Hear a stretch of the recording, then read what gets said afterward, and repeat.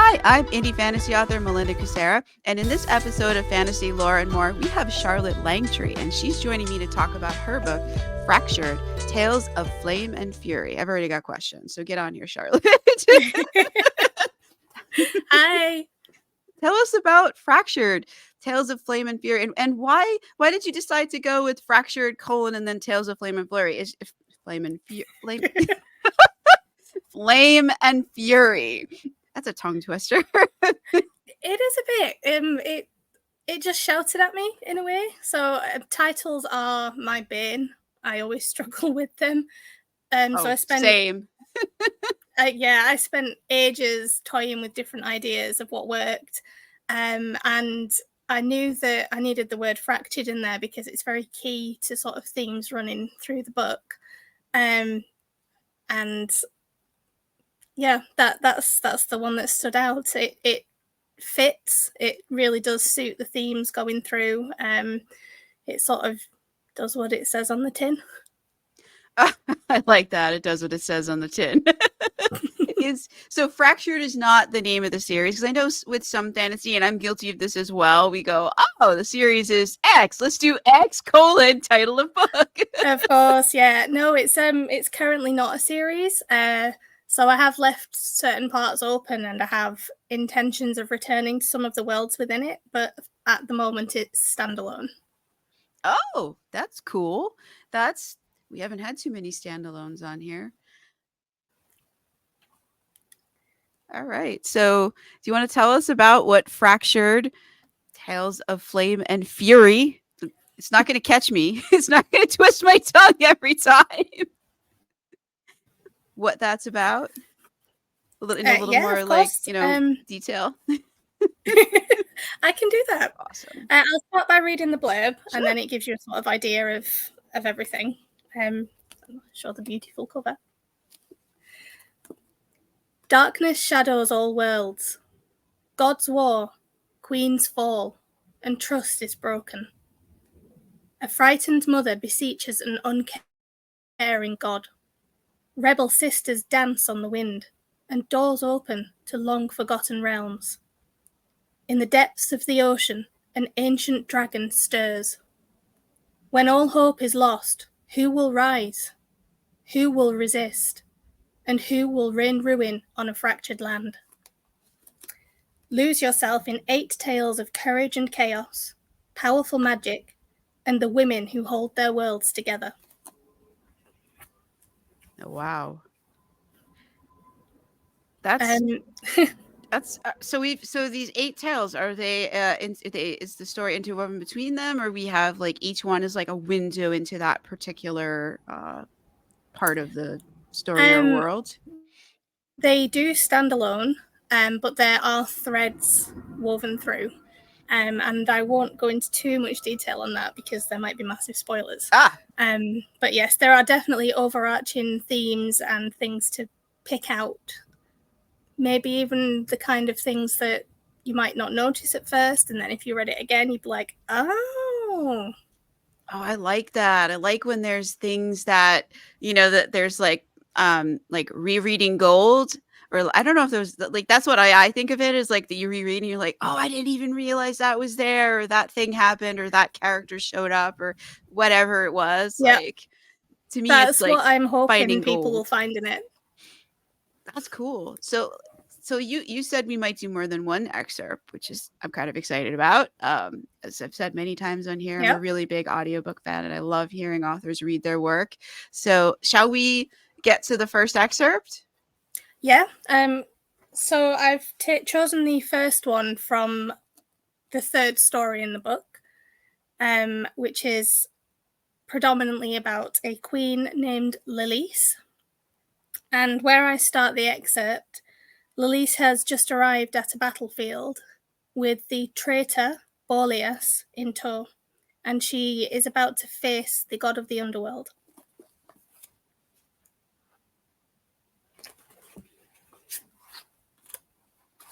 Shall I just start reading? Yep.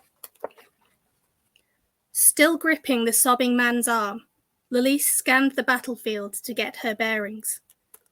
Atheus and Sibel were separated now, but both still fought for their lives. Thank Arig. The bodies littering the field seemed to be around 2/3 soulless, with the remaining corpses a mixture of Caradinian and Gavorian. A number of familiar faces rested between blades of grass, their eyes open and unseeing. Was it worth this, Boreas? All this death? How many parents have lost their children here? He whimpered and pointed a trembling finger to the edge of the field, where a pale figure drifted. Sota! He moved closer, stopping only to study each corpse along the way and to rip their souls from their newly dead bodies. Each time he absorbed a soul, his wraith-like body shuddered with pleasure, and the strange shadow surrounding him grew darker, stronger. His long fingers curled and unfurled convulsively. Sota, Lilise breathed his name. He's getting stronger. Raising his pale hands, the dark god lifted the bodies from the ground and stood them back on their feet. As one, they moved to rejoin the fight, eyes and mouths gaping as their empty shells lurched into battle. He's making more of them. Boreas threw himself to the ground and vomited. He cannot be stopped. He will just make more and more until we all belong to him. Don't you see? If we surrender, maybe... No, she cut him off. I will surrender nothing. But how could she stop him?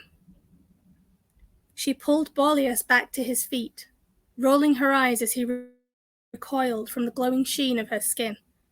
Of course, she threw Boreas forward. Call your master, she said, drawing her sword. He cowered, refusing to meet her gaze. I won't waste time with you anymore. Kicking him out of the way, she strode towards the battle. If you want something done right, always do it yourself.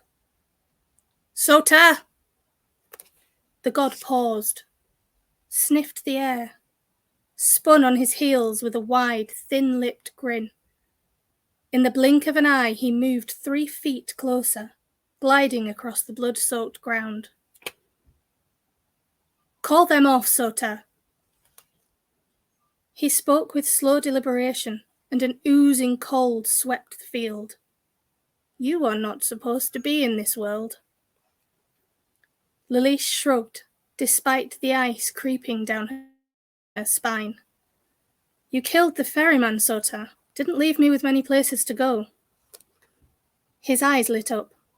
I thought someone else was there. You were in the water. How delightful. Your soul is brighter than the others, more powerful. Will you taste of the gel, I wonder? I won't taste very nice, she assured him. Bitter. Sour. A little salty. She tightened her mouth and arched one brow, showing him the face that had always cowed people into submission. Still smiling, he glanced back to the melee as the shrieks and groans intensified. Lilise edged closer, panic fluttering in her chest. Atheus and Sibel had been separated. Her son struggled against dozens of enemies, and her granddaughter was nowhere in sight. The Gavorian chief swung his battle axe into a grey head before the soulless man could bite Atheus. The 2 of them blocked and dodged and decapitated, but still the soulless kept coming. And there was Sibel. The red plume was long gone from her helmet. Blood trailed down one arm, and her breath came in ragged pants. She bared her teeth in a growling grimace and dashed forward, always on the offensive, just as Lilise had taught her. Pride and fear and love swam through Lilise's body. Sota smirked. She is your blood. She bears your eyes, your mouth, your fighting stance. She matters to you. Her breath caught in her throat. Stay away from her. A sly shadow passed across his eyes. With a nod of his head, he apparated to where Sibel was. The soulless recoiled from his presence and turned their attention elsewhere. Cybele looked the pale god up and down, tightened her grip on her sword, and spat at his feet. Sota reached out with those long fingers. No! Lilise bellowed her rage and charged towards her granddaughter. She would not allow it to end this way. Cybele! Grateful for her younger body, she ploughed through masses of the soulless, pushing and cutting and kicking bodies out of her way. The strange sensation she'd felt after climbing from the gel resurfaced within her chest, throbbing and pulsating with a blinding pressure. Her mind calculated as she ran, and dread stuck like a sword to the gut. She wouldn't make it in time. Cybele swung her blade at Sota's outstretched hand. It sailed through his flesh, as if he wasn't there, leaving no mark, no scratch, no sign she'd even attacked him. He laughed. That cold, seeping, abrasive laugh that shivered through people's veins like liquid ice. Amused, he moved closer, until his fingertips almost brushed her cheek, and Cybele stumbled backwards, eyes wide and heart racing. Lilise knew if he touched Cybele, her granddaughter would die. And then Atheus was there, shoving his daughter aside and standing between her and the danger, as any parent would for their child. Lilise fought to reach him. Her own child, full-grown and white-haired, but still her baby. She dug deep for every ounce of strength, every burst of speed, every scrap of stamina. But Sota was inexorable. His fingers stroked the skin on the back of Atheus's hand, and a faint hiss sizzled in the air. Atheus sucked a breath in, stiffened, dropped to his knees. "Atheus!" Lilise screamed. She reached him as he toppled forward.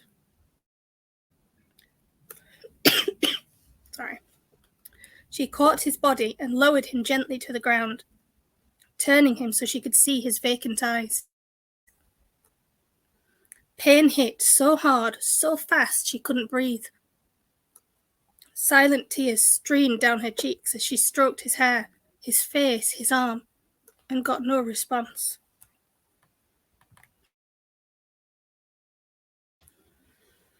"Atheus," she said, her voice breaking along with her heart. Sota held his hand out towards Atheus's corpse, and a bright light grew in Atheus's chest until it seeped beyond his flesh, casting a glowing replica of his body. There's something electrifying about a pointless death," Sota said, sucking Atheus's light closer to his mouth. Lilise's horror grew as her son's soul was stripped from his corpse. Acting on instinct, she leapt to her feet and reached for his soul's glowing arm. "You will not have him, Sota." When she touched Atheus's soul, something flared inside her own body, something warm and fierce and tingling through her blood. Atheus froze in place, tugged between his mother and the pale god. Lines appeared on Sota's brow.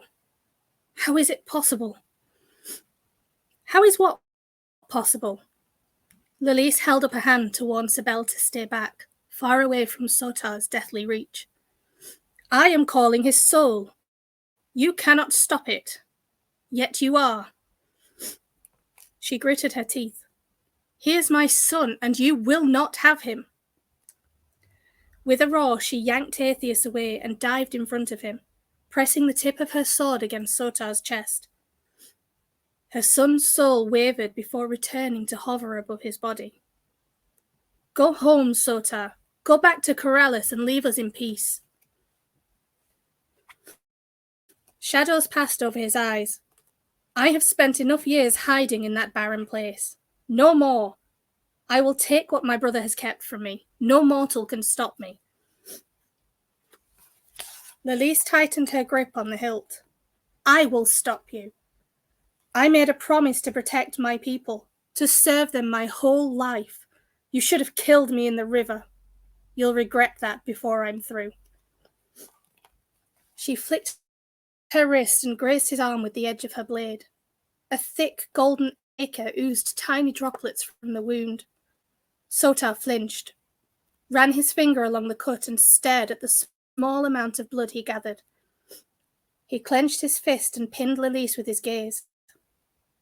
What are you? I am a queen. No, what happened to you in the gel? Did you swallow its water? She nodded. More than once. 3 times, in fact. I almost drowned in it hiding from you. His pale face turned ashen.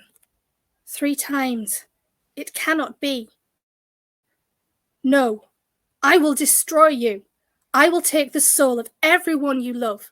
I will ravage this world and all of your people, and I will take their souls to Corellis.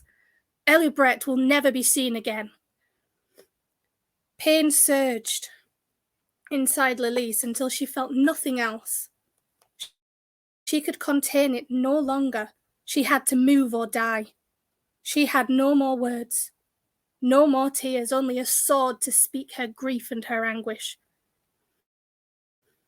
And she used it. Years of study and practice and muscle memory rose to the fore, and she gave herself to it. Sotar drew a thin sword from his sleeve and blocked her blow. They swung and parried, lunged and stabbed, clashed and countered, as soldiers and soulless fought around them. Breaking apart, breath heavy and swords held low, they circled each other. Sotar's teeth flashed in a snarl. You should not be able to fight me like this, he said. Even with the gel, with Arig's blessings, how do you stand against a god? Lelise met his gaze. Because I stand for something. And I think I'll leave it there, so I don't give too much away. That was a lot. So what is the Zell, the gel? So that is a river. Oh, I think my camera went off there a minute. Oh. Sorry. Maybe the characters didn't want, they were just making it clear that they don't want you to continue anymore on that excerpt. Clearly they don't want me to give their secrets away. Seriously.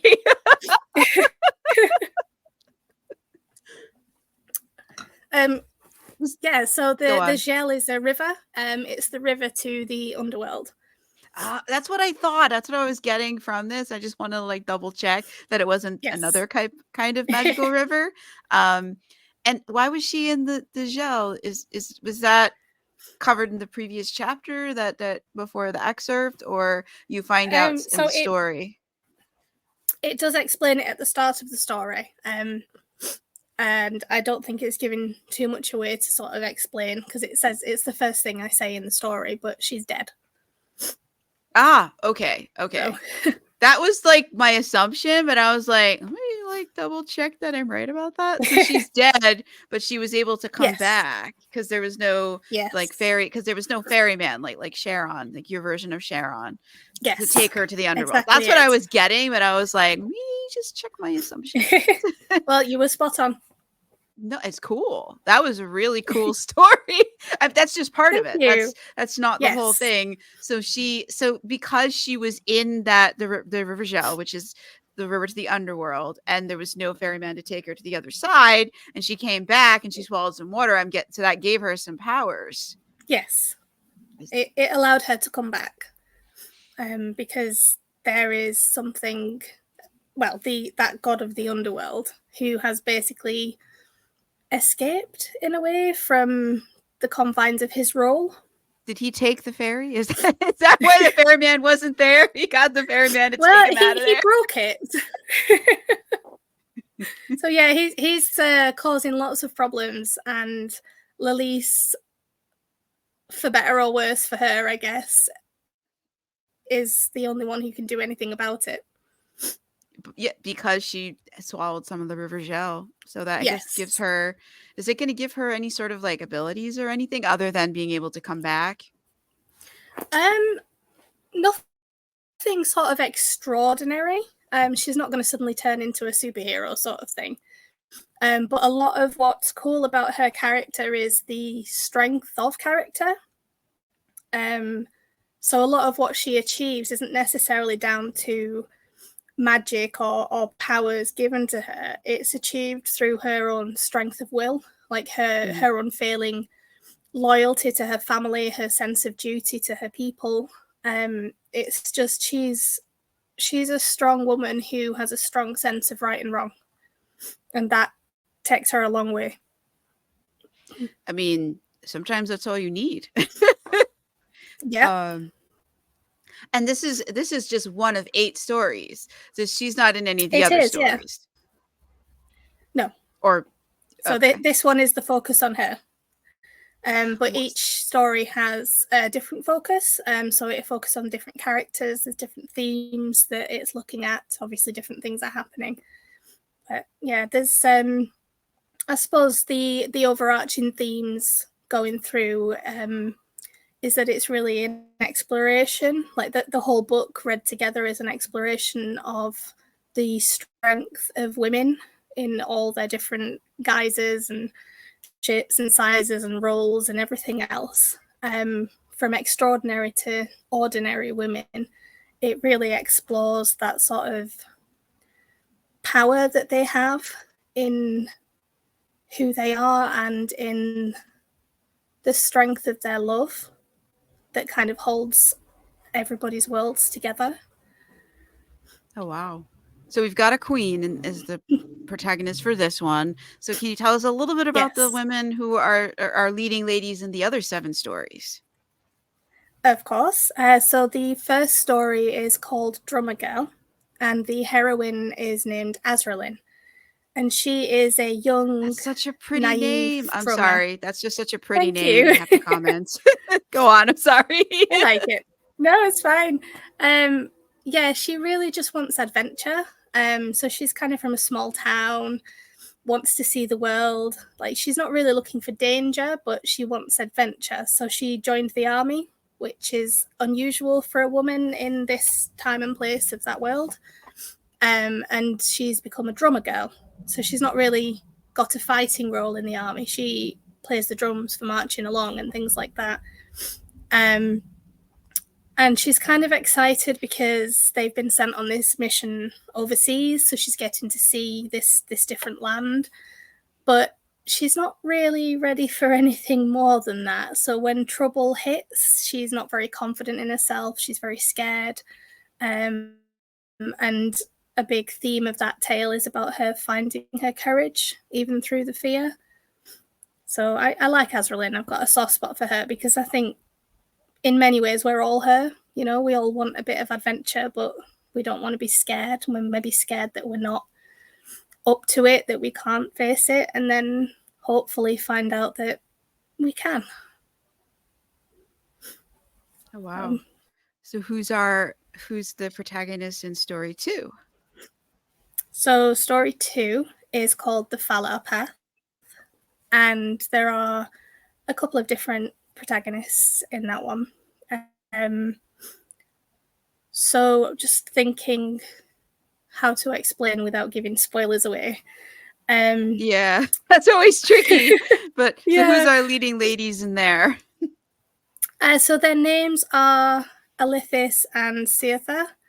And there's also a man, a male character called Sendorin, who's quite key in that story. And it focuses on kind of 3 different points of view, where Sendorin is basically looking for a kidnapped princess who's been taken by a god who isn't quite a god anymore because he got a bit cocky and his descendants stripped his powers from him. But now he's trying to get them back. And in amongst all this, there's this other character who's kind of woken up in a forest with no idea who she is, where she is, what she's doing. And there's just sort of themes woven through there about identity and courage again, but sort of how far you need to go, how much you need to do for the greater good. So there's sort of big themes of sacrifice woven through there as well. Wow. I don't think I gave too many spoilers away. It might not have made much sense, but well, I mean, we got the main thing. So we've got one woman searching for a princess, which is pretty cool. I mean, usually it's Prince Charming who's looking for the princess. So that's already very intriguing. No, so it's the guy searching for the princess, but he is married to somebody else. So he's not like romantically searching for the princess. I see. He's doing his job, you know? He's supposed to look after the princess, and she got taken, and that is a problem. So he needs to do something about it. But yeah, he's pretty cool. And so the princess needs to. Do we get her point of view? Is she? Yes. Yeah. So obviously, having been taken by a god, there are things that she doesn't want to give up, things that she doesn't want to let slip. Obviously, there's the hope of escaping, which is quite difficult against someone as powerful as he is and as cruel as well. He is not a nice guy. So it doesn't sound like it. No, he's not. He was interesting to write. So I'll go with that one, but he was not nice. They're not. So you like writing the villains when they're interesting and not nice.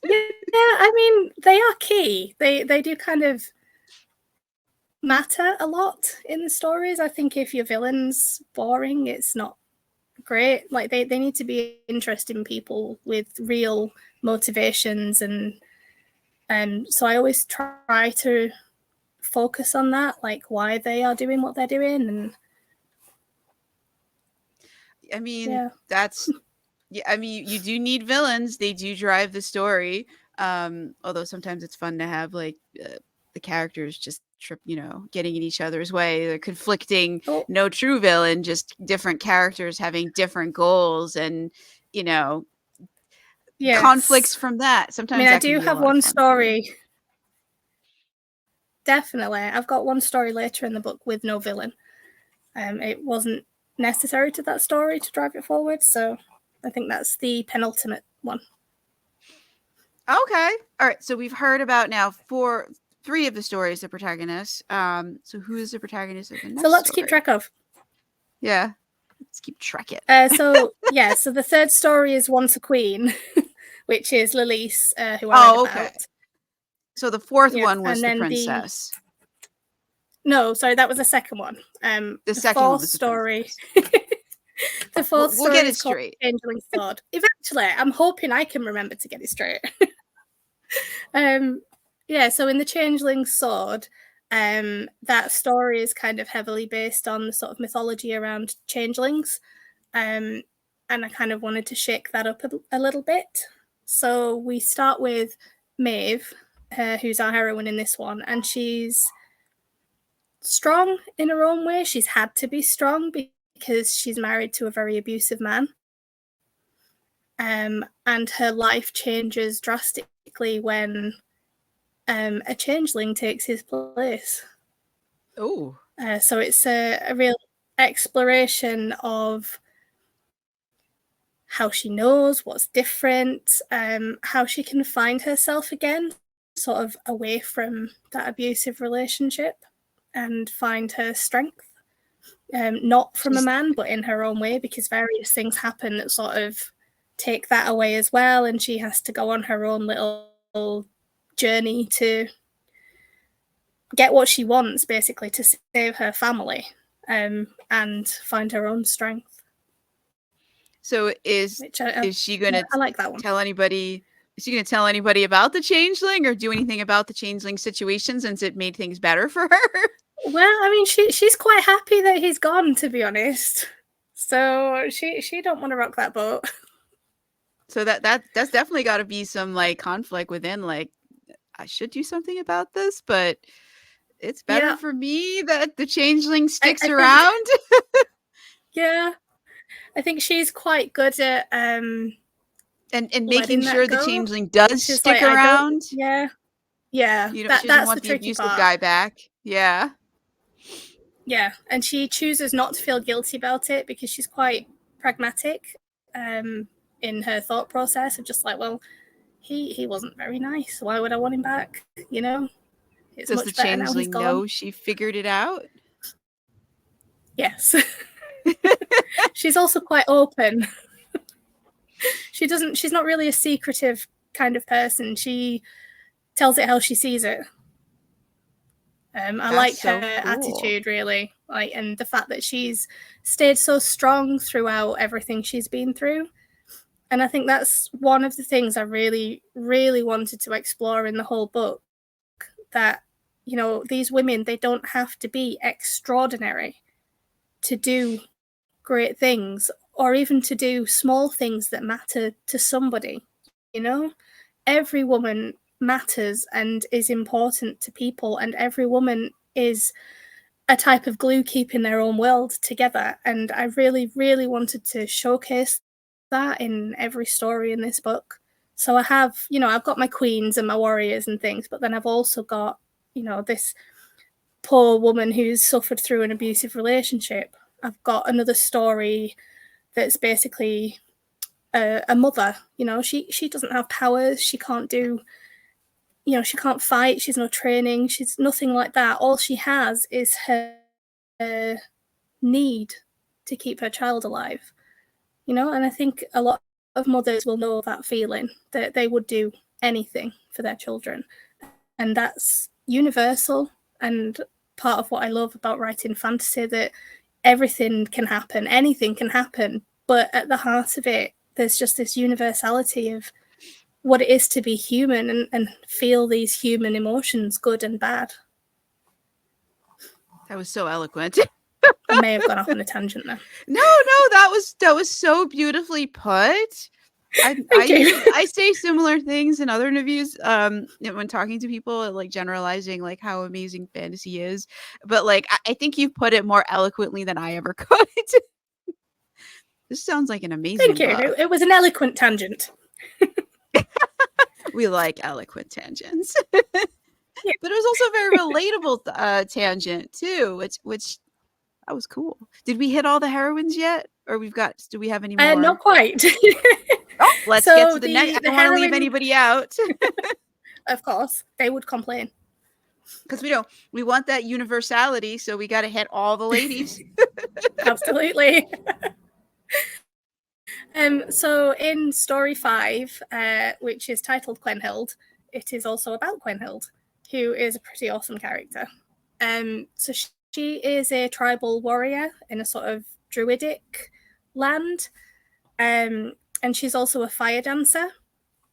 So she's this really independent woman who everything is about the safety of the tribe. Like, that's her role, that's what she does. She knows who she is, she knows her place in the grander scheme of everything, and she's really content with, you know, working for the greater good of her people. So when their tribe's druid has this prophecy that calls Quenhild to leave the tribe and seek out a mythical dragon, she's a little taken aback, like, you know, I don't really want to leave the tribe, but also would never question a druid because she has full faith in how her world works. So she's just like, yeah, okay, dragon, why not? I can do that. So yeah, she's pretty cool. So I liked having the that's where the dragon that's where the dragon in the blurb comes in. Yeah. What were you gonna say about her? Just that I liked having the different setting. So obviously a lot can be sort of more medievally style fantasy, which works really well, and I love that. But it was really fun writing this more tribal sort of Celtic society there. I got really, really into it with like all my research and putting the right music on to. I even had my daughter helping out with that one when I was trying to get in the sort of mind frame for writing this epic battle scene. And my little girl's got this Merida costume, and I got the face paint out, and we both had like blue markings, so like the wood, cute. and yeah, I hope you it took was really pictures. fun. That's so cute. Definitely. That's the kind of thing that you should definitely like someday when you. So I think that was my favorite one to write. Yeah, no, you should keep track of these cool moments like that so that someday you can write like a sort of behind the scenes and have That pictures would be cool. and talk about like the music and like the what you did to get, because that's kind of a cool thing that like I think readers like to know, like what crazy things we Yeah. always do behind the scenes. That's one of my favorite memories, and my daughter just like took it in her stride. You know, she's got this toy sword, like the whole face paint's on, and she's got red hair as well, and she was just like running through the house going, ah! So she was acting out your battles for you. Pretty much, yeah. That's so cute. And I had no doubt that she would win. Of course. Of course. Absolutely. She is feisty. So that was 5. So now we've got 6 and 7. Oh, 8. There's 8. So 3 more. Yes, there's 8. Let's keep rolling. So number 6. Yeah. That's Wind Dancer, and the heroine is called Merilith. And basically there are time jumps in this story. So it starts when she's like 6 years old, and we have a little section there. Jumps ahead to when she's 16, and then jumps ahead to when she's 26. So we get these sort of 10-year time jumps, like highlighting what's going on and what has been going on in her life as she, you know, she leaves an orphanage. She joins a sisterhood of wind dancers who are basically the only people who can use magic in this land. And they dance with the wind, so they have control over the wind in a way, but it's more like they ask for it rather than, you know, I am your boss, wind, sort of thing. So she learns the ropes of all that and starts learning about the history of wind dancers. And then there's a really big focus on what happens to her when the rug's pulled out from under her feet and she finds out that not everything is as it seems or as it should be with what's going on. And she has to really make a choice then whether to go along with how things have always been done and, you know, everyone else is going along with it because it's just what's happening. Or she needs to stand up and say, this isn't right, and do something about it. So I like the exploration with her of finding her own moral compass. So that's cool. So yeah, she's pretty cool. That's quite a long story, that one as well. It's potentially more of a like novella. Oh, okay. How long is the book in? Like how many thousands of words is the whole? Trying to remember. I think it's around 100,000. Okay. So yeah. So they're fairly lengthy stories. Some longer than others, obviously, but yeah. So story 7 is probably one of the shorter ones, but that's the one I was saying that doesn't really have a villain. So we've got basically the world is ending. It's like a massive everything happening apocalypse where nobody is going to survive. It's just bad all round. And Sabine has recently had a child, so she has a baby. And their only hope is to find this mythological god that nobody's really quite sure if he's actually even real or not. There've just been all these stories passed down and rumors going around, and some people think he's real and some people think it's a load of rubbish. And her only hope is to find him. So she has to climb this mountain with a little baby on her own, with next to nothing to get her up there, all in the hopes that she will find this god and that he will be able to save everybody. Because if he's not there, if he's not real, if you can't do anything about it, then there is no other hope. That, you know, they're all going to die. So this one's a sort of more closed in story. It's not it's epic or grand in the sense that it's happening across the world, but it's very focused on this one woman and her desperation to keep her baby alive, and finding strength that she didn't know she had. You know, she wonders if she's good enough for the job. She's just a normal woman, you know. She's a mother with a little baby. She's married. She's lives in a village. She's not a warrior. She's not a hero or anything, but she's the one climbing the mountain. But why didn't Hubs come with? Why didn't the husband go with her? Well, he was busy trying to save people, because see. he's a guardsman. Basically, he was trying to save people in their town. I see. So she's the only one who had the time to do this. Yeah. So basically, he did ask her to go because he's one of the ones who believes in the god. I see. He couldn't go because he didn't want to abandon his post, who he sent wife and baby. Maybe hoping they'd be safer up there. Who knows? Well, yeah, it was pretty grim with all the things happening. There wasn't much safe. Wow. And all these stories are happening in the same world, just different points of time? No, they're different worlds. They're different worlds. Okay. So that's kind of what I thought. I mean, there is, as I said, a theme running through, and maybe like small levels of connection that you might notice. Maybe first read, maybe second read. But I think when people get to the end and the last story, everything will make sense. I see. So let's get to the next one. Who's our heroine? Yes, so that's the last story. And again, there are 3 points of view.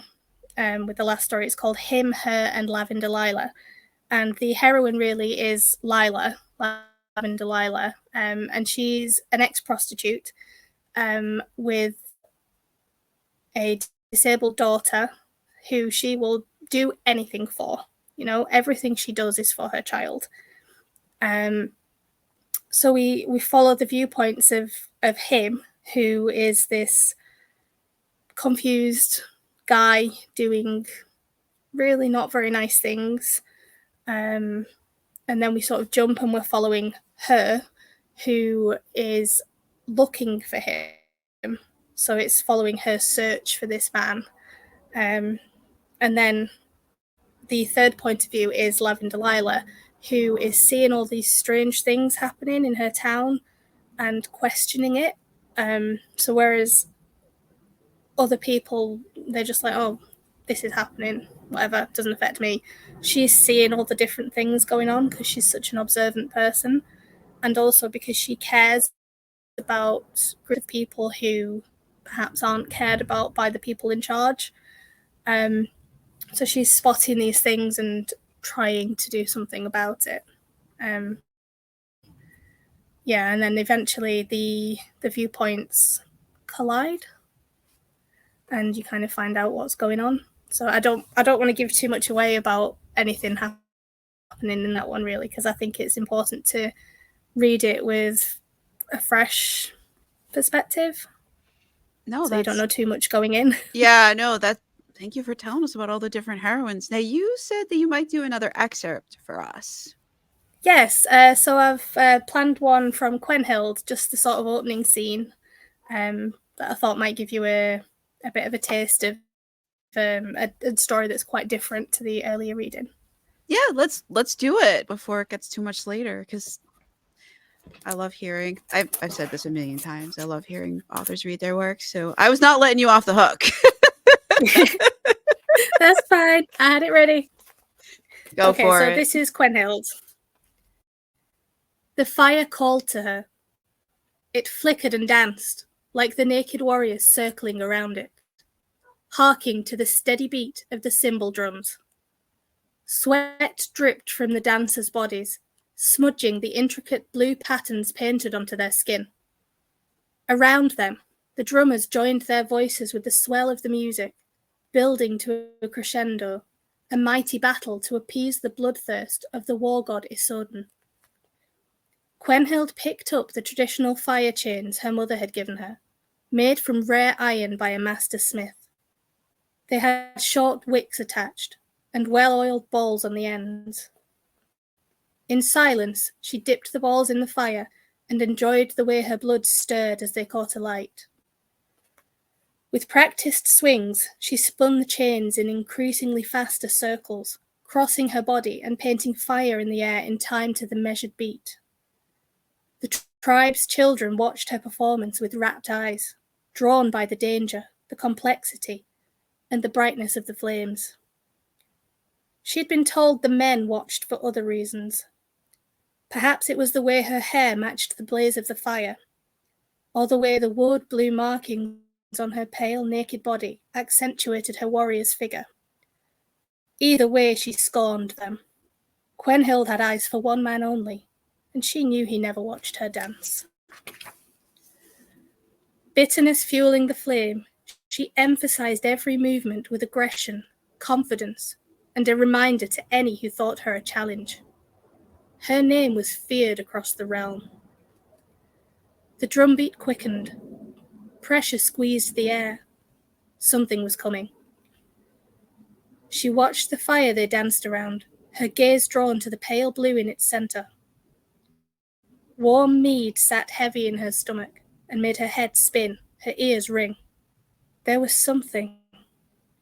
A hazy image hidden in the fire's core. What was it trying to show her? Still spinning the fiery chains, she glanced around to see if any others noticed the message concealed within its blaze. Freda, the druidic dreamwalker of the Demavantes tribe, sat cross-legged on the grass, closer to the fire than any other. The flames licked her aged skin, and the mask on her face, part wolf and part dragon, gleamed in the orange light. Singing in low, husky tones, she barked out words in the old language and drank deeply from the symbol vessel, a special cup made from the severed skull of a great enemy. Quenhild was sickened and intrigued by the cup in equal measure. It was said to be a connection to the world of the dead, a way to make their secret knowledge spill into the minds of those who drank from it. When Freda threw her head back, all noise ceased, and all heads turned to watch. "Darkness is coming," she said, in a voice deeper than her own, its baritone growl rumbling in her throat. "The raven speaks. A friend who is not a friend. An enemy who is not an enemy." Quenhild hissed to silence the murmurs of the other tribesmen. She kept the chains spinning rhythmically, knowing Freda had more to say. "They come for our heart." The druid jolted, her chest pushing forward and her shoulders back. "The dragon! His mouth opens and he eats. I see the stone circle. Heed the past, Demavantes. The time of testing begins." With a gurgle, she fell back in a faint, and all fire went out, including Quenhild's chains, leaving the tribe in sudden darkness. But an image burned behind Quenhild's closed lids, the last shape of the flames before all light extinguished. A dragon, wings spread in flight, claws curving sharply. He rose, burning like embers, and his breath rained fire on all. Wow. That's one hell of an image to end an excerpt on. Thank you. That was really plan. cool. If you like it, keep reading. I'm gonna have to get a copy. I like this. I love anthologies, so I'm one of those. I don't know if other readers do, but like I've always had a soft spot for anthologies, like getting into multiple different characters' heads and just it just because anthologies with shorter stories, you can tackle like something that you wouldn't be able to fit into a book. You know what I mean? Like something that it's like you can take like instead of like, the sprawling epic things in fantasy books, you can just pigeonhole one small cool thing and just spotlight it, and we can just focus on that. And I found some of the like coolest fantasy stories like in anthologies where you can just focus on that That's kind of why I chose to write what I did. So basically, I won the publishing contract in the competition, and Oh, I wanted to make sure, as this is my first book, I wanted to kind of showcase what I can do. And I'd had this idea churning for a while anyway that fed into the book. But I thought it would be really fun and really interesting to narrow these stories down into those focused points and take that chance to show my different styles, what I can do. Yeah, so it was just really fun projects to work on. So let's talk a little bit more about that. So you won a publishing contract. Was that for Fractured Tales of Flame and Fury? I'm gonna get it. It's not gonna twist my tongue. That is my No, nemesis, the so title today. yeah, it was a writing competition. So there were different rounds, and we were given different challenges to write for it. And every round was voted for by readers of this magazine. Yeah, so the Which prize was a magazine? publishing contract. So it's the Inner Circle Writers magazine. It's with Clarendon House. I And never heard of the either. competition is called the Clarendon House, the Great Clarendon House Writing Challenge. Sorry.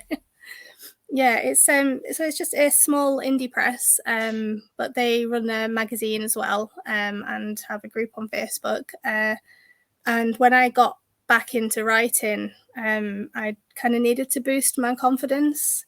So I thought I'd give that a go, and it gave me a chance again to write in different styles and to sort of practice my craft. So it was really fun. So you start by sending in a 500-word story, and that gets narrowed down to sort of the top 10. And they are given another challenge. I think, trying to remember now, it was a few years ago, but I think the challenge was to write a detective story of 1,000 words, but in the sort of style of Agatha Christie and writers like that. So I did that, and I got voted through to the top 3.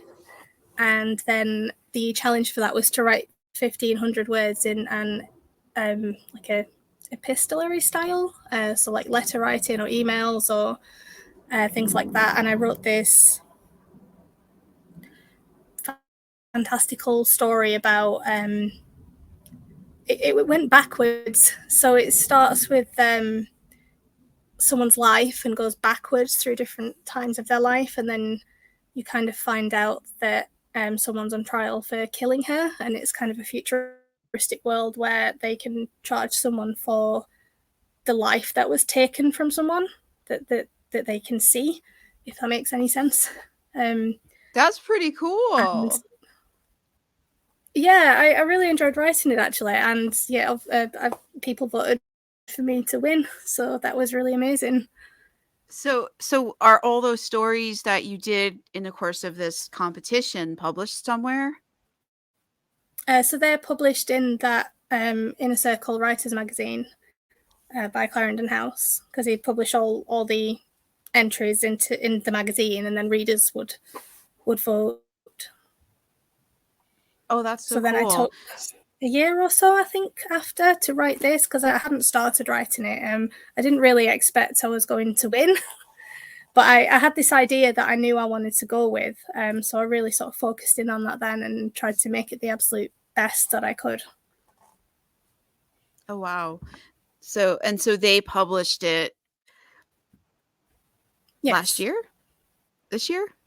So Fractured came out in March. So it came out on the 17th of March. So tomorrow, I Oh, believe, is actually the 6 half month anniversary. So yeah. it's my book's half birthday. Happy half birthday to Fractured Tales of Flame and Fury. Oh, I got it that time. Well done. No stumbling.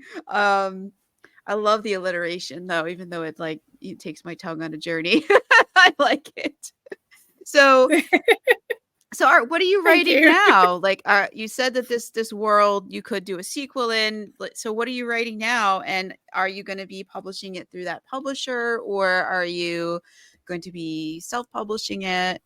What's in the queue? What can we look forward to the end of this year in So 2024? So nothing is set in stone at the minute. But I am working on a couple of other projects. One is in the editing stage, and it's book one of what I expect to be a trilogy. But I mean, sometimes characters do their own thing, you know. Oh, I know. I'm writing I'm writing book 11 of a series that I didn't expect to have that many books. So I Wow. totally Yeah. know how that goes. They have a mind of their own. Oh, yes, they do. I'm writing a triple crossover too. As Wow. I wasn't That's expect exciting. that was not on my editor. That was not on my writing bingo card this year, but we're apparently doing that. Isn't that the fun of it, though, that things can be so unexpected? I would like things to be a little less unexpected because it's plotting something like that you didn't know you needed to write, but the characters just kind of sprang on you mid book is Yeah. not something I'd wish on my worst enemy. So Yeah, I can see how that keeps you on your toes. it's definitely interesting. It's just funny because the book that started this ridiculous triple crossover between three different series, one of the series didn't actually exist yet at the Oh, time that wow. this madness began.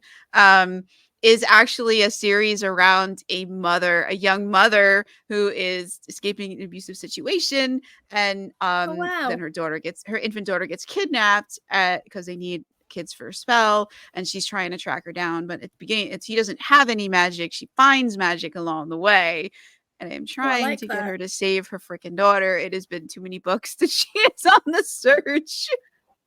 Well, you've sold me on it. I want to read it. That's my Robin of Larkspur series, which I'd really I'm going like to to check that finish. out. Like, The characters I think decided it's we so needed to important to do, have. Yeah, they do yeah, that. But yeah, this I think triple it's really crossover. important to have mothers in fantasy because Yes. I think sort Well, of historically there haven't been that many.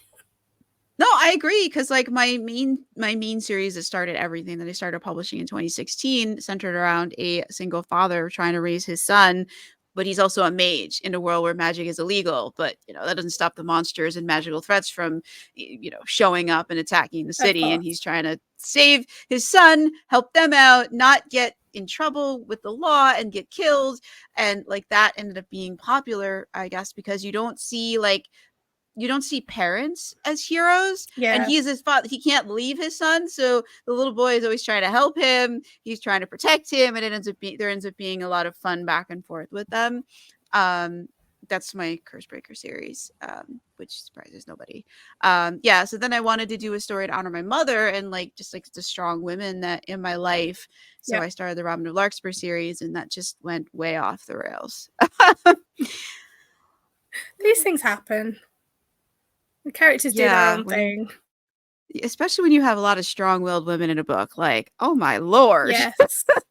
Oh, trying yes. to shepherd trying to shepherd them from like point A in the outline to point C is like an entire epic fantasy adventure in and of itself. Yeah. Even if you have it all planned out, they will do something that throws a spanner in the works. It's even worse then because then you're like, but I spent all this time to plan this out and now I can use none of Yeah. it. I have no idea where we're going. We're in the middle of nowhere without a map.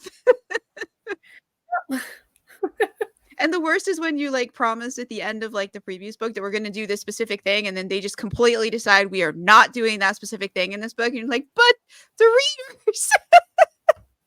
That's the worst. I feel you. I And you mean, have to the last fight them story in every step. Fractured kind of, I had a different ending in mind. Yeah. Yes. I had a totally different ending in mind. And they just decided that that wasn't the right ending for them, and they were going to do it differently. Do you like the ending that they came up with? I do, actually. I think it works better. So See, credit to them. yeah, I do have to say in hindsight, when the characters changed things, they were right. But in the middle of it, Yeah. when you're like, promised this book and that it would do certain things, and they decide, nope, not happening, and you're like left trying to like figure out what Pull to it all do. back together. Yeah, Yeah. it's very like stressful. But then you reread the whole thing like a year later, and you're like, what I was That gonna do wasn't works. gonna work. This is better. It was hell at the Yeah. time, but it's better. So it was worth it. Yeah. So, all right, let's get back to like, so what's in the hopper? So you said that you got a book that's out in editing. It's the first book in the trilogy. Is that what is it? Epic fantasy, low fantasy, portal fantasy? What flavor of It's fantasy is epic it? fantasy. So it's about again, not to give too much away, but a woman who discovers corruption at the center of everything she's lived for and everything she's worked towards. Ooh. And who has to navigate her way through that in a way that stays true to herself, but also doesn't do really bad things. So she really has to find her moral compass there. Yeah. So it's a very hard journey for her. Wow. Very interesting one. That's emotionally like a tough thing. Like when that's I can't even imagine like the emotional pain that would put you through to realize, and then you have to discover like, okay, if everything I know is wrong, what is the truth and how do I find it when I clearly don't know how to how to recognize it. That's kind of where she's at in this book. Trying to work out what's real and what's right. Torn between obviously wanting the life she worked so hard for and not wanting to be a really bad person. But again, sort of what I like about her is that she's not perfect. You know, she's flawed, she's real. She doesn't always make the right choice, but she learns as she goes, like learns from her mistakes, even if those mistakes have really big consequences. Or they throw a spanner in the plot. Yes. Sometimes she has done that on occasion. Yeah, sometimes you need them to make the right decision. They're like, no, I don't want to do that. It's not even that they don't want to do that. They're like, my just personality wise and all that I have lived through, I wouldn't make that choice you need me to make because it makes the plot easier. I would make the other decision, which makes the plot more complicated because that's more in line with who I am as a person in this fictional world. They never take the easy road. No, and sometimes it'd be nice if they did. It would make the book a little bit easier to write. Yeah. But I think it's more interesting probably the book would end sooner. That's true. And I think it's more interesting for readers when they make the wrong decision or especially when they make the wrong decision for the right reasons. Yeah. Because that's real, you know? Like, we all make wrong decisions and you can look back and think, oh, that wasn't great. But you don't know at the time. You've just got to muddle through and do the best with what you know. And you can't go back and undo it. There's no undo button. Yeah. Which, much to my chagrin. It's totally unfair. We should totally have an undo button. Absolutely. So that's one. So that's in editing. Is there anything else that you're writing? Yes, because I do not like to make life easy for myself. Oh, who does? So I get these ideas and sometimes you just have to start writing them. Like, I don't know if you're the same, but it just shouts at you until you can't concentrate on anything else. The shiny plot bunny goes hopping along and we chase after it. Oh, yes. Yeah, I'm trying not to, I'm trying to focus on finishing what's on my plate at the moment, but there's some shiny plot bunnies that I really want to chase after. Yeah. I've got a notebook where I keep ideas, so I have got some that I can kind of shelf for later, but this one has just been yelling at me, and it's kind of good in a way because I struggle with procrastination. I think a lot of people do, but I can kind of procrastinate with the different work. So I'll do a bit of editing on my one that's at that stage, and then my procrastination from that will be to go in and plot out a bit of this next book, and I can kind of jump between them and keep my focus, so at least they're both making progress. Yeah, I've done that too. It helps. I usually have more than one book I'm jumping back and forth between because I have more than one series, so there's more than one main character who's like shouting at me to write their story. The ones I like more are the ones that have more books. It does. Like, I write every day. I may only write like 10 words because I work full time and I commute to the office 3 days Yeah. a week right now. So I may only write a few words, but it's still like I was in It's all there, I was thinking progress. about it. Yeah, I had some ideas. But I do try to write I at least like half to one whole chapter per day on like whatever the main whip is. Yeah, Um or do some editing because editing is also important. it Just is. keep the main whatever the main project is, keep that moving. And the main project always whatever I've promised will be the next book. That's why I promised Yeah. them because then I have to follow through. I'm That's a good way of putting the pressure on yourself. it is because like I'm one of those people who like if I tell you I'm going to do something, like I will drive myself nuts and I will do it. Like I will Yeah. not, so if that means that I have to write this ridiculous triple crossover to get it done because I promised these books and that's what the characters demand, then I'll freaking do it. And it will The be current amazing when problem. it's done. I hope so. Like at the point I'm at right now, I'm like, I just want to like take all of them, the characters, and like drop them off a cliff. They're like, I came up I with know some how you left feel. turn yesterday, and I was like, no, we can't do this. And they're like, but it would be so cool. And I'm like, no, I can't handle that. They're like, but it would be so cool. And I'm like, I know, and I'm weak, and I'm probably gonna end up bending and writing it because you want it and it's cool. Yeah. Well, It's see, hard. I kind of I have to fit things around my 5-year-old, who is very full on. So Well, you get her to act out your it's, battle scene, so she's yes, helping you out in some way. Give her some she is. some She some is. homework there. She's very imaginative, and she will happily sort of, role play or have fun with anything I throw at her. Yeah, you Um, could get her to model some new dance moves for some. oh, she love that. So I have faith that you can involve her in aspects of role play for your story that'll help you move the story forward. So you can write and get her to play imaginatively and also be helping you in a way. Absolutely, she's That my could be partner in fun. crime. That could be so fun. Definitely. Like she keeps asking for the face paint again. So Oh wow! So this trilogy was it? You said it was Clarendon House. Are they going to be publishing it or? I'm not sure yet. So sort of nothing's decided on that. It's not been picked up by anyone yet. So once I'm happy, because I tend to do quite intense edits myself before I send it out to anyone else anyway. Because I do also work as an editor. Not that I think I can just do it myself, but I'm a bit of a perfectionist. So I do several rounds of editing. But I'm kind of, I don't know, going with it. If it doesn't get picked up by anyone, I'll probably self-publish it anyway. Because I feel really strongly about this. The message behind it, and it's been a story that's been shouting at me to tell and to tell right for such a long time. So I'm really passionate about getting it out there. So when should we? So we shouldn't look for it for a while then, since you're gonna pursue traditional publishing for this for a bit, and then so maybe 2025 we might want to look for it.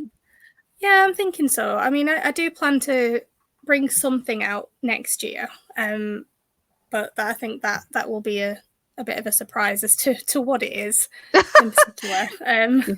Waiting for the right character to shout at you. Yeah, I mean, the other projects I'm sort of working on at the minute, I'm thinking I'm going to aim for next year for that one, and potentially self-publish. So Cool. Welcome to the self-publishing club. It's work, but it's also I don't know, like it's kind of fun. I find it yeah, kind I've of heard fun. a lot of positivity around it from everyone I know who has self-published. They're really happy with how it's all going. So It's cool, because you are your own boss. So I mean, so it's good because if everything goes well, you're like, yay, I'm awesome. If things don't go well, you can only blame yourself. yeah, You did something wrong. Or it's yeah, not even that you did something wrong, like you didn't find your readers, which can be yeah, a fun challenge. yeah. That's something I sort of want to work on myself as well, like getting better at the whole putting it out there aspect. Because I can be very much focused on, right, I'm writing. I don't live in the outside world. Yeah. And then you kind of realize that you got to sell your book if you want people to read it. So that is true. I'm here. I've written a book. But that's why you're here. Yes. This is low pressure selling. Yeah, it's just getting the word out there. And hopefully more people will hear of my book and think it sounds cool. No, I think it's really cool. I don't like reading on Kindle, but I think you're in KU, so I think I don't have a choice. There's a paperback. The book is okay. I just don't like KU. I don't like reading on the Kindle app. I don't know. I like the Google Play book app better. No. It's okay. It's just that's just the book. That's just the ebook reader program that I ended up using when I started reading ebooks was Google Play. And I never the Kindle one is not the same. There's some similarities, but there's things that are in the Google Play reading app that are not in the Kindle one, and it throws me because I'm like, wait, I know where this option is over there. Yeah, I'm like that with technology too. Anything different, and I'm like, oh, how does it work? What do I do? Well, no, there's just options for things that like in Google Play, the book reader, if your eyes, like I have issues with my eyes, so like I can't read on screen after a while, and like I can just hit the button and it'll just read it to me. It's an AI voice, but who the hell cares? I want to keep going with the story, but I need to rest my eyes, so it's kind of fun. But you can't really you can get Alexa to read it, but it often skips around and loses its place, and I've had a lot of problems with it, and just getting it to read it is not always easy. Whereas in Google Play, I just hit a button and it just starts reading, and that's it, and I can easily pause it. It's really cool. And for someone like me who has some difficulty looking, because I work all day on screens, and then I come home at night. I also write, and then like I still love to read. I still love books, and I want to be able to enjoy them. And not everything is available in audio, so I have to. There's a lot of really wonderful indie books that are not, and I want to read them. So I have to find other ways to be able to read them without the eye strain. Yeah, so I didn't need to hijack definitely this with my eye troubles. But I know I prefer to read on paperback because of that as well. Just so, looking at a screen can get a bit much. I have a small apartment in New York. I can't fit all the books that I would love to That own. is the problem. That is definitely the problem. Yeah. My husband has banned me from any more bookshelves. But on my phone, I can have millions of books, and it's fine. They don't take up any space. Yes, that is the handy part. Excitingly, actually, my book has just been picked up by, I think it's called BookBox Canada. So they sell like a book box that gets sent out, and I think they do Canada and the US. That's cool. So my book's going to be in the autumn book box for them. So that's really exciting too. That's so cool. Is there information on your website if someone wants to sign up or to get that, or? I just got the details through for it yesterday, so there is not yet, but there will be. Okay. So if you're listening to this, and we recorded this on September 16th, 2023. So I don't know when the signups or anything is over for the autumn box for this, but if you're within the, go check out her website and see if that's something you can get. Because some book boxes you can order even after they go out if they have extras or something. I don't know if BookBox Canada has that, but I've seen with other ones that sometimes they have they print a certain amount, and if they didn't get enough orders or something, you can sometimes buy an extra or an additional one if you missed it. Okay. So something to check out. I don't have the answers to that right now. No, but they will be on. But yes, I will check that out. Yeah. And I'll have the links to your website. It'll be in the show notes or the description, depending on people are listening or watching. Yes. Is there anything else you want to say about Fractured Tales of Flame and Fury, or anything, before we end? I know we've gone way over an hour, and your little ones must be missing you.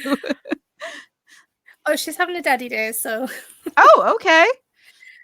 Yeah, he's keeping her busy, and I can look forward to a Chinese takeaway when they get back, so it's all good. Nice. Yeah. But yeah, I think we covered most of it. I just really wanted to get across that overarching theme, really, because I think that's the important message to take away from the book. And I'm just, yeah, I'm really proud of it. I worked really hard on it, and I'm really proud of how it's turned out, and I'm so excited that it's getting out there. So I'm really grateful that you've had me on here to talk about it. I'm totally titling this episode Courageous Women in Warring Gods, just so you know. I feel like we spent like the entire hour talking about that, and I'm like, to title it anything else would be, just wouldn't work. I feel like that gets to the heart of the discussion right there. Yeah, it's to the point. Just so you're aware when I send you the links, either later or tomorrow, depends on how long YouTube takes to upload things. That will be what awesome. You see. Because usually I try to title it. I usually title it the book if that's got like a really catchy, like interesting like title. If the title like says what it sort of gives you a hint of what it's about. And sometimes like I won't do that if like there's something cool that the author says in the interview, or like I'll be like, oh, I'll use that because that, something that's, we totally just spent like a whole over an hour talking about courageous women and warring gods. So to title it anything else would be silly. Yeah. And I always want the title to at least be reflective of like what we're talking about. And like that was a big topic in here. So. Yes. But thank you so much, Charlotte. Look forward to having you come back when you've got your next book coming out, so we can find out. That will be amazing. Yeah, definitely hit me up. Which so we can check back in, see how you're doing, what you accomplished versus what you said you would, and what your characters let you do. That could be fun. No pressure. No, of course not. No, I look forward to that. That'd be really good. Awesome. So thank you so much for joining us. And again, I'll have everything in the show notes or the description, depending on where you're listening. Have a great day or a great night. We'll be back with another fantasy author and another fantasy book soon. Bye. Thank you. Bye.